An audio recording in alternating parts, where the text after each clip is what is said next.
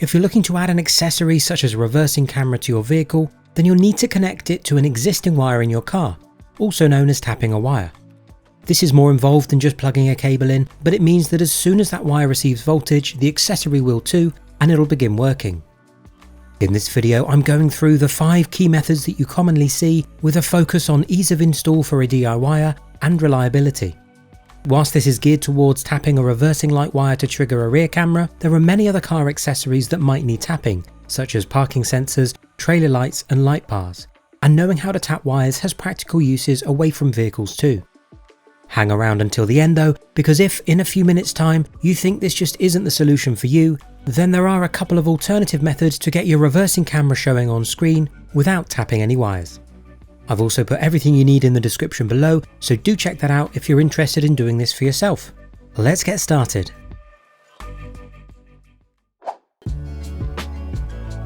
T-taps, soldering, Posi-Taps, crimp splices.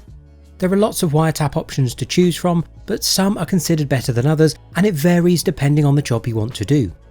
But first things first, this video focuses on tapping low voltage DC and automotive wires. These are usually thin wires which are often around AWG or American wire gauge 20 to 14 or around 0.5 to 2 mm squared for UK viewers.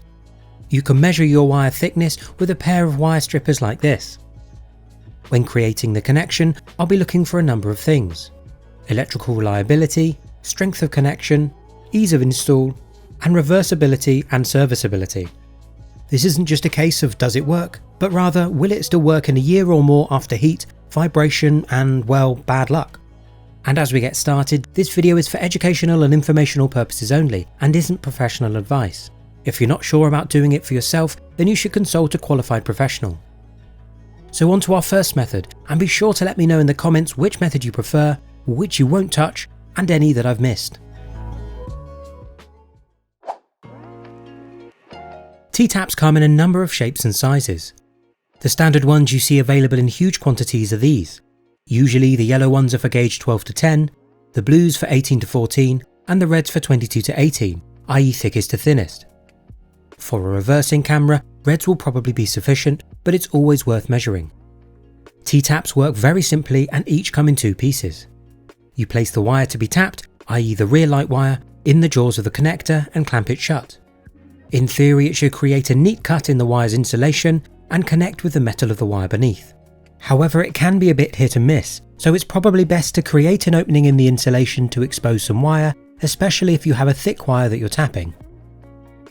The other part of the T-tap is for the wire you're adding. With a fresh end exposed, slide it into the slot and use pliers to create enough force to crimp and hold it securely in place.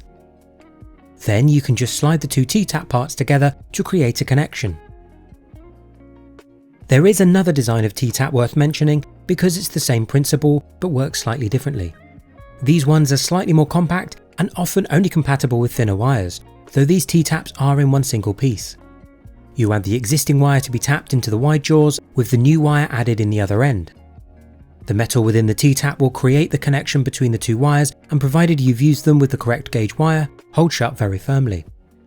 Again, the T-tap itself should cut through the insulation to reach the metal wire, however it can struggle, so giving it a helping hand may be necessary. It's worth noting that this style of T-tap creates 2 contact points instead of 1. So, should you use them? Well, there are definite pros to using the T-taps. There's certainly a quick and easy way to connect wires, you don't need to do a full wire cut, they're reusable, you only need a pair of pliers and no other tools, and it's a pretty clean looking install. There are some problems with them, however. They have been known to be unreliable over time when faced with the inevitable vibrations of vehicle and heat. They're not suitable for high current circuits and could overheat or fail. The T-tap blade that pierces the insulation does create a potential point for moisture and corrosion, and it's difficult to be certain that the metal blade has a solid contact with the tapped wire. T-tap should never be used on high current circuits, for anything safety critical, or for long-term use in harsh conditions. Many people actually steer well clear of them, but overall, they're certainly an option, but I think we can do better.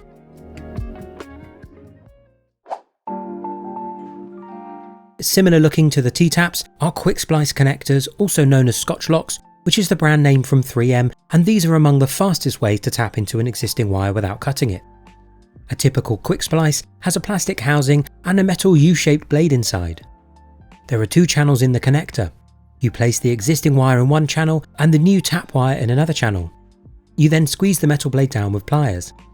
The aim is to get the metal blade nearly flush with the plastic, and once there, the blade should have successfully cut through the insulation, making contact with the metal inside both wires. The clip can be secured over the metal, and that's the tap complete. The advantages of these are that it's an extremely fast method, the main wire isn't cut through completely, they're inexpensive and easily available, plus you only need a pair of pliers. Sadly, there are plenty of disadvantages too.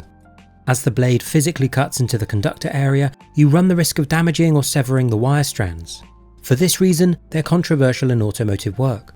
Removing the blade and taking it apart afterwards, just look at the mess it leaves on the wires, nearly severing the thin trigger wire and butchering the thicker rear light wire without really exposing anything to connect with. This is not something you'll want to be doing to your car's rear light wire. You'd also need to ensure that you have the right connector for your wire, with red usually for 22 to 16 AWG, blue for 16 to 14 and yellow for 12 to 10. Overall, avoid these if at all possible. They may have practical short-term uses for testing and dry indoor environments, but aren't generally considered suitable for permanent work.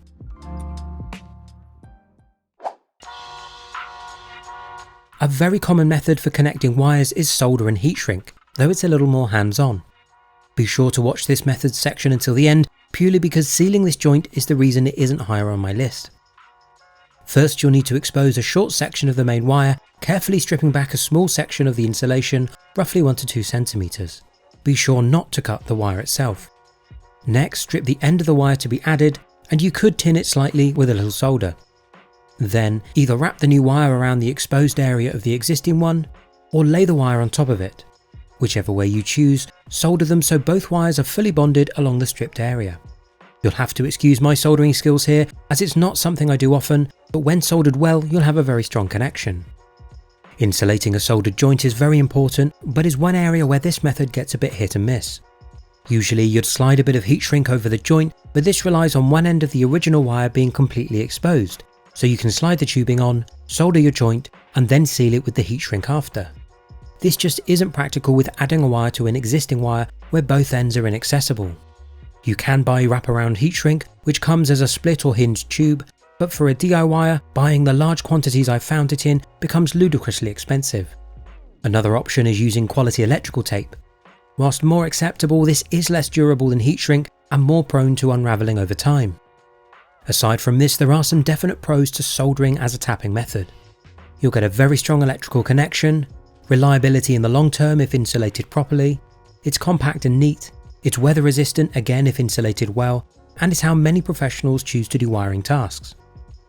That said, it does have downsides for this application. First of all, for many it will be fairly impractical to solder at the rear of a car.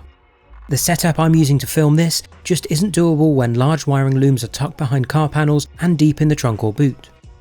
Also, it will take more time, requires an element of skill as a bad solder joint will fail easily, and it is a fairly permanent solution, which is a consideration for some.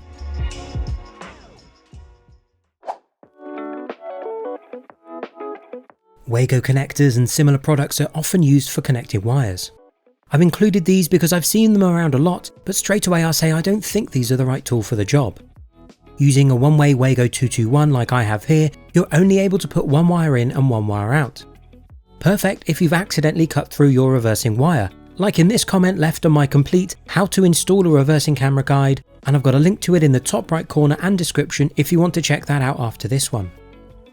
The Wago could repair this mistake, connecting the two wires together again, and the hold created on the wires is nothing short of impressive. I couldn't physically pull either wire out of the Wago once the lever was closed.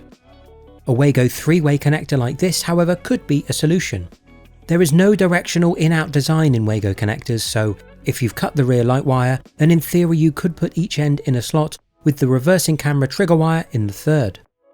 The trouble is, cutting the rear light wire is far more intrusive than is needed to get the job done here, and in general shouldn't be done. Also, it's both bulky for small spaces and fairly open to moisture, as well as not being rated for vibrations. It definitely has its use in a domestic setting as a strong reversible connector, but might not be the best for an automotive one.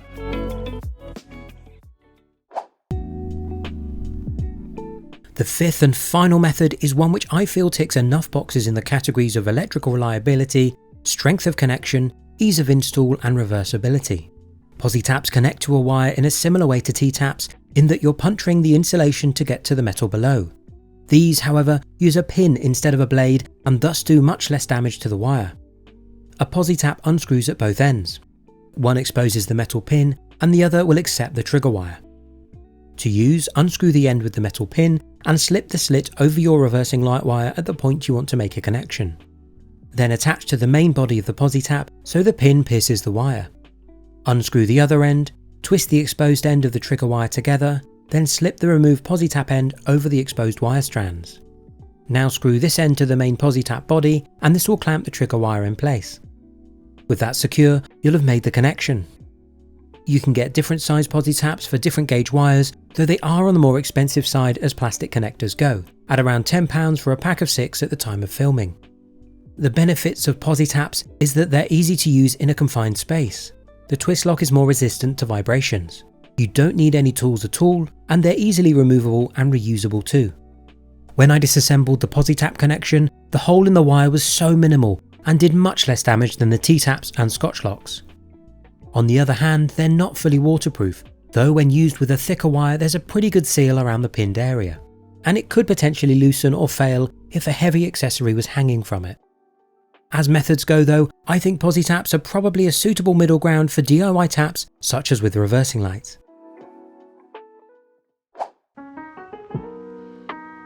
If you've watched the video and are still unsure which to use, or think maybe tapping a rear light isn't for me, then you may be interested to learn that there are options for adding a reversing camera to your vehicle without messing with wiring. First, there are dedicated wireless reversing cameras. These are a little bulkier, only pair with small screens which don't have CarPlay or maps, and usually have a bit of lag.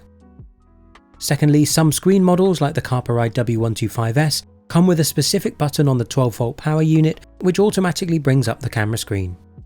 Finally, check out the Carpodgo Mini, which has a great reversing screen feature. Simply swipe from the side of the screen and the rear cam image will be displayed. All of these options do require an extra step beyond the simplicity of just putting the car in reverse, but could be a useful alternative for some.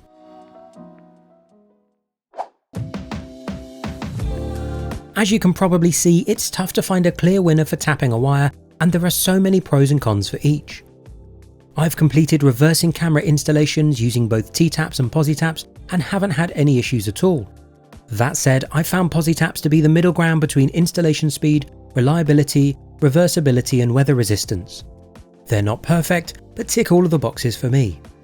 I can, of course, only speak to my own experiences and am not recommending any of these methods as the perfect solution. Ultimately, the priority should always be safety over everything else. Don't forget I've put everything you've seen in this video in the description below, so do check that out if you're interested in doing this for yourself, and do let me know in the comments which method you prefer, which you won't touch, or any that I've missed. Thanks for watching.